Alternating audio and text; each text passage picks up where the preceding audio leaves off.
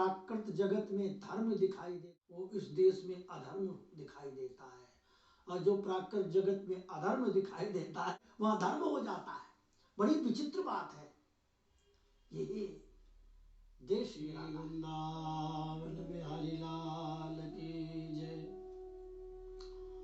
श्री भगवत सुखदेव जी महाराज की जय। पूर्व के प्रसंग में श्री भगवत सुख जी महाराज 11वीं झांकी में के अंत में सखी भाव से एक गुरु अपने शिष्य से कहता है, एक गुरु सखी साधक सखी से वर्णन करती है, ये छवि निरखिए नित नयन। ये श्री धाम वृंदावन में विलास विहार करने वाले निवृत्त निकुंज बिहारी बिहारी, इनकी छवि का नित्य दर्शन करिए। कैसे? बोले आंखों से।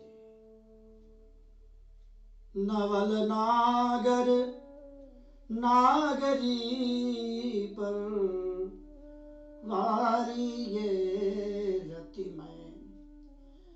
ये नवल जो नित्य नवीन नागरी और नागर जुगल सरकार हैं, इन पर तो करोड़ों रति और काम न्यौछावर कर दें। इनके सौंदर्य की शोभा और इनकी उपमा कहीं अन्यत्र है ही नहीं। इस प्रकार जुगल सरकार के आनंदमय महाप्रेम समुद्र रूप से भरे हुए छवि का वर्णन करते हुए अंत में कहते हैं, मुस्कान मन हरिलैन, रसिक भगवत माधुरी मुस्कान मन हरिलैन। श्री भगवत रसिक जी कहते हैं, इन जुगल सरकार की मुख माधुरी की मुस्कान को देख करके बस मेरा मन हर गया है, मेरे मन को हरण कर लिया है। श्री जी के मन को हरण कर लिया है लाल जी ने, लाल जी ने श्री जी के मन को हरण कर लिया, श्री जी लाल जी के मन को हरण कर लिया श्री ललिता जी ने, और ललिता जी के मन को हरण कर लिया श्री प्रिया प्रीतम जुगल सरकार ने। और श्री भगवत सिंह जी कहते हैं, मेरे मन को इन तीनों श्री प्रिया प्रीतम श्यामा श्याम ललिता जी ने मेरा मन हर लिया। इनको आंखों से देखो, ये छवि निरखिए नितनयन। और इसके बाद भगवत सिंह जी के का मन भीतर से बाहर आया। देखिए, ये समाधि अवस्था में, विदेहावस्था में स्वरूप का दर्शन कर रहे थे, और कुछ क्षण के बाद वो झांकी अदृश्य हुई तो देह में आए। जब साधक देह में आता है, देहाभिमान में आता है, तो जगत के कल्याण के लिए उपदेश करता है। अब यहाँ साधकों के उपदेश के लिए कहते हैं कि देखो भाई, जिस नित्य विहार का वर्णन मैं कर रहा था वो हर एक व्यक्ति की समझ में नहीं आएगा। किसकी समझ में आएगा? अनुभव बिन जग आदरो, वस्तु न दिखे कोई, मुकुर दिखाए होत का, आनन जात न जोय, आनन जात न जोय। अर्थवाणी को कहिबो, सुने न होय प्रतीति, बिना देखे उर तहिबो। बहुविधि मर्दन किए, नई चैतन्य होय सब। भगवत रस की बात, भगवत रस की बात, कहा जाने बिनु अनुभव। जिस व्यक्ति को अपने भीतर और अपने बाहर इस संसार में प्रिया प्रीतम दिखाई नहीं देते, न उसकी रसमयी केली ही दिखाई देती है, कोई भी वस्तु जब दिखाई ही नहीं देती है, उसे अनुभव ही नहीं है, तो उस साधक को क्या रस की बात बताया जाए। वो तो अनुभव के देश में अंधा है। अच्छा, जो जिसके आंख ही नहीं है, उसके बेचारे को हाथ में लेकर दर्पण दिखाओ, शीशा, कि लो अपना तो मुंह देख लो, तो जब आंख ही नहीं है तो मुंह कैसे दिखाई देगा। इसलिए जुगल सरकार का दर्शन ही नहीं हुआ, अनुभव ही नहीं हुआ, तो उसे रसमयी क्रीड़ाओं का अनुभव ही नहीं हुआ, तो उसमें उस व्यक्ति को इन पदों के सुनाने से कोई विशेष लाभ नहीं होता। बहुविधि मर्दन किए, चाहे कितनी भी वाणियां पाठ कर लो, कितना भी पद याद कर लो, करते रहो पाठ, लेकिन जब तक अनुभव नहीं होगा, जब तक प्रत्यक्ष वस्तु कुछ दिखाई नहीं देगी, तब तक उसमें रस नहीं आता। सुने न होए प्रतीति, दूसरे की सुनी सुनाई बातों से विश्वास भी नहीं होता, मन में संदेह भी प्रकट होता है। बिना देखे उड़ दैवो, तो अब कहते भाई दिखाई कैसे दे, भजन तो कर रहे हैं, पाठ भी कर रहे हैं, पर दिखाई कैसे दे। बोले बिना हृदय दहिबो, जब तक अपने हृदय को श्यामा श्याम के नाम की विरह की अग्नि में जलाएंगे नहीं, रो रो करके प्रेम से भाव से उस नाम को रटेंगे नहीं, तब तक वो अनुभव नहीं आएगा। अखंड नाम स्मरण से उर्दैवो, उर माने हृदय, दैव माने जलाना, विरहाग्नि, हृदय की विरहाग्नि जब तक नहीं दधकेगी, तब तक वो वस्तु दिखाई नहीं देगी। बहुविधि मर्दन किए। अच्छा, एक बात उदाहरण दे रहे भगवत सिंह जी, कि जैसे मुर्दा है, किसी के शरीर से प्राण निकल गए हैं, अब तुम सोचो उसे हम जिंदा करें और उसमें खूब तेल मालिश करो, मर्दन करो, लेकिन जब वो जीव ही निकल गया है तो जिंदा तो नहीं हो सकता ना। इसी प्रकार जिसको अनुभव, जिसके हृदय में अनुभव रूपी जीव ही नहीं है, तो उसको कितना भी सत्संग उपदेश वाणी के पदों को सुनाओ तो उसे कोई लाभ होने वाला नहीं है। इसलिए बहुविधि मर्दन किए नहीं चैतन्य हो सब। और ये जो रस के वाणी के जो पद हैं, महापुरुषों की दिव्य वाणियां हैं, ये हर एक व्यक्ति के सामने इन पदों का शब्दार्थ भी नहीं किया जा सकता, क्योंकि ये नेत्रों का विलास है, प्राणों का विलास है, हृदय का विलास है, ये वाणी का विलास नहीं है।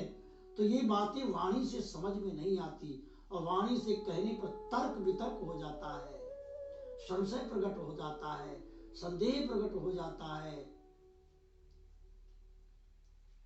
जिन महापुरुषों की विदेहावस्था नहीं है, जिन्होंने अनुभव नहीं किया, वो रास के प्रसंग को और जयदेव जी के द्वारा रचित जो महाकाव्य है, उनमें विविध प्रकार के शंका संदेह प्रकट करते हैं। लेकिन जो परमहंस हैं, जिन्होंने अनुभव है, वो ऐसे महापुरुषों की वाणियों में रास लीला को अपना इष्ट मानते हैं। इसलिए बहुविधि मर्दन किए नहीं चैतन्य हो शब। मुर्दे को 100 मन तेल से मालिश करो, स्नान कराओ, लेकिन मुर्दा जिंदा नहीं होता। भगवत रस की बात कहा जाने बिन अनुभव। बिना अनुभव के रस की बात को, रस का तात्पर्य सीधा है, सखी भाव भावित श्रीधाम वृंदावन का नित्य विहार, इस रस की बात कह रहे हैं। रस, रस शब्द का अर्थ है रसस्वरूप प्रिया प्रीतम।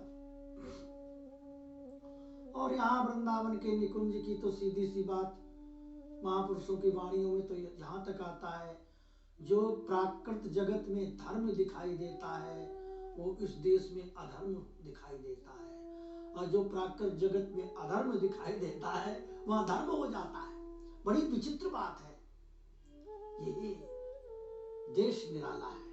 इसलिए अब कोई प्रश्न खड़ा करता है, महाराज तो फिर हम लोगों को क्या आधार मिलेगा, कैसे करें, उस नित्य विहार के बारे में कुछ जानकारी कैसे हो, कुछ तो प्राप्त होना चाहिए, कोई रास्ता है क्या? तो भगवत श्री जी फिर पलट करके वही बात कहते हैं, भाई रास्ता तो एक ही है। बोले क्या? संपत्ति कहीं गड़ी हुई है, किसी राजा का खजाना है और उसके महलों में कहीं किसी कमरे कोने में कहीं नीचे जमीन में छिपा हुआ है खजाना है।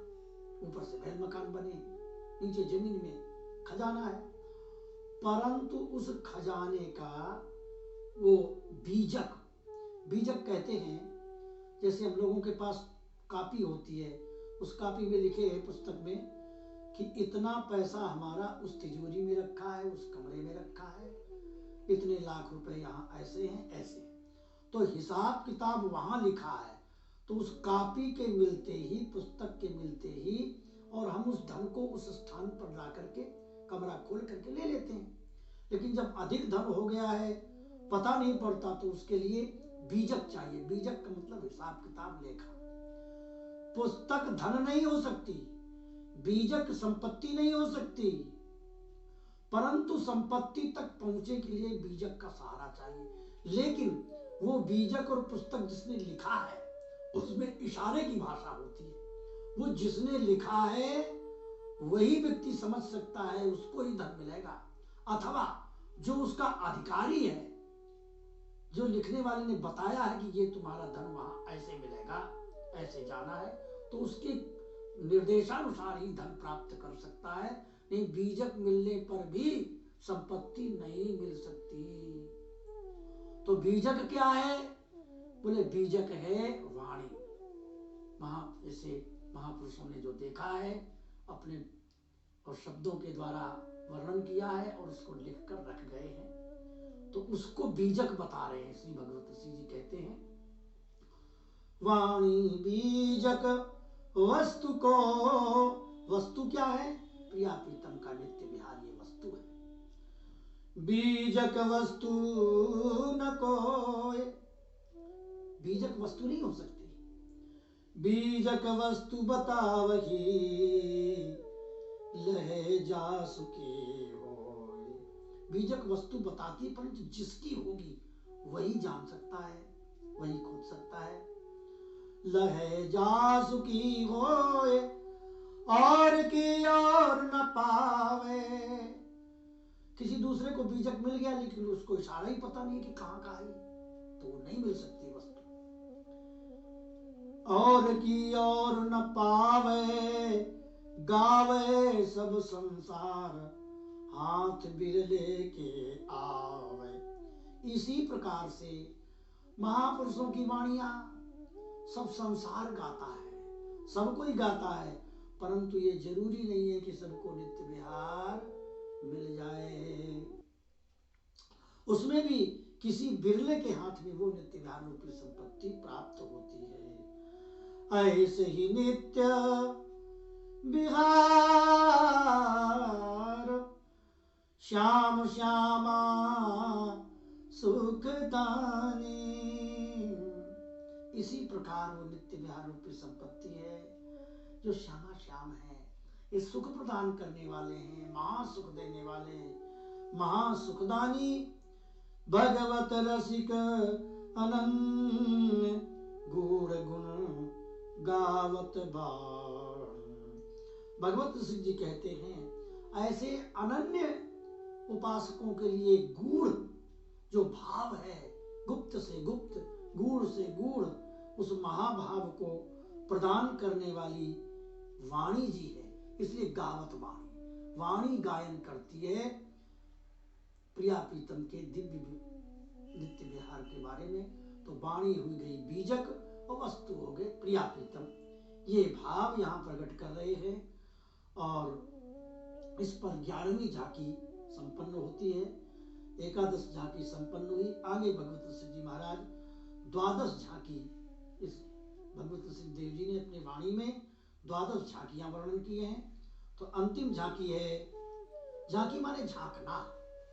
अब कौन सी चीज को झांक रहे हैं, देख रहे हैं, वो है द्वादश झांकी में होरी धमार राग काफी, मनमोहन मोहिनी मोही मोहिनी हो।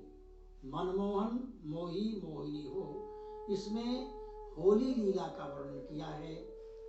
होली एक प्राकृत जगत की होली, एक ब्रज की होली, एक श्रीधाम वृंदावन के निवृत्त निकुंज महल की होली।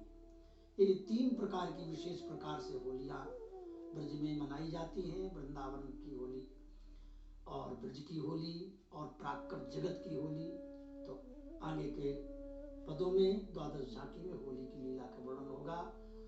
बोलो वृंदावन बिहारी लाल की।